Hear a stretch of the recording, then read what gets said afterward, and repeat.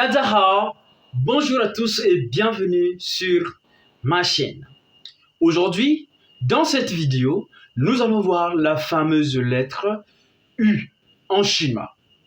Eh bien, si tu ne sais pas encore comment prononcer le U, reste bien jusqu'à la fin de cette vidéo.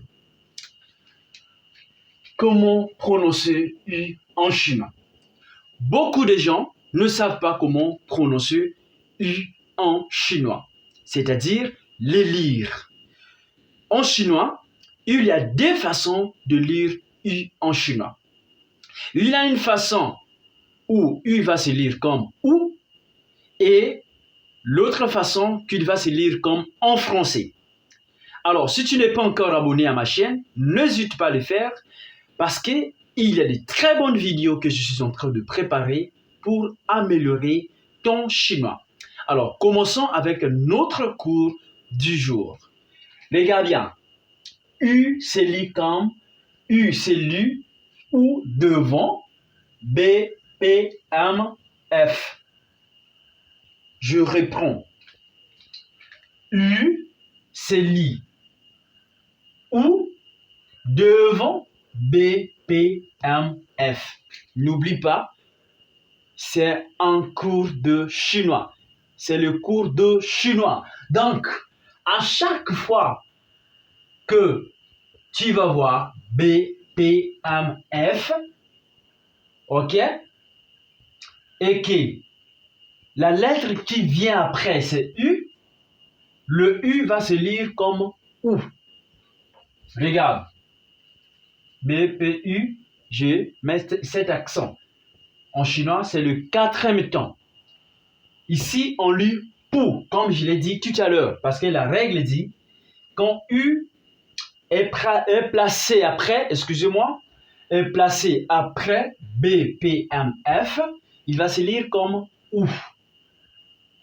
Il y a beaucoup de mots. Ici, le POU veut dire ne pas. On peut prendre un exemple.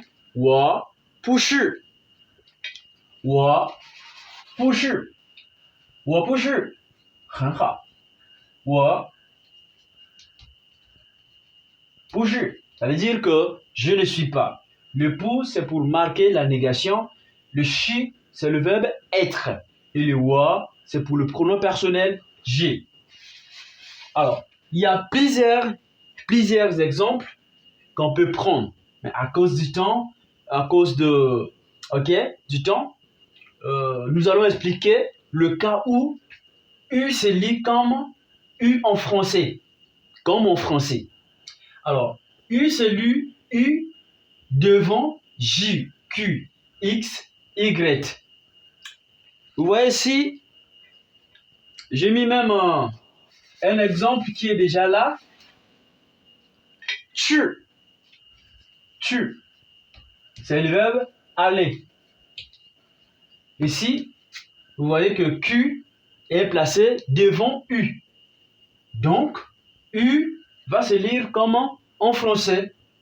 Tu. Mais, on doit toujours tenir compte des temps. Il faut toujours tenir compte des temps. Faisons attention à la prononciation. Je l'ai dit dernièrement ici, quand vous changez le temps, vous perdez complètement le sens du mot.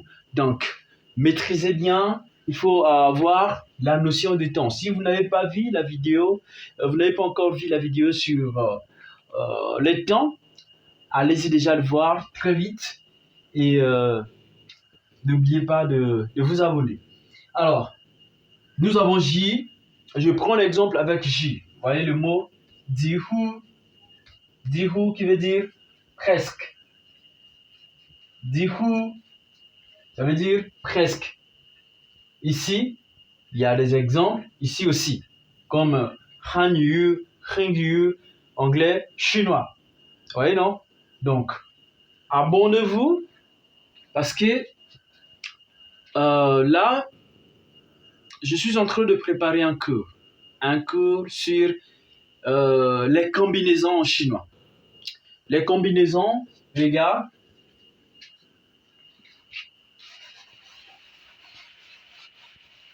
les combinaisons, c'est ça. C'est comme par exemple, nous avons ces lettres. I-A-N-G. Comment on va lire ces lettres en chinois? Vous avez par exemple O-U. Comment on peut les lire? Vous avez A-I en chinois. C'est ça qui feront que ta prononciation en chinois soit bonne. Quand tu maîtrises les combinaisons, tu maîtrises ça. Je vais faire une leçon sur les phonétiques. Le cours sur le phonétique.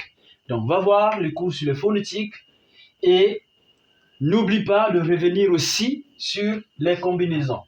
C'est à base de ça que ton chinois soit vraiment bien fondé. Donc, à très bientôt pour une autre épisode. D'ici peu, portez-vous bien.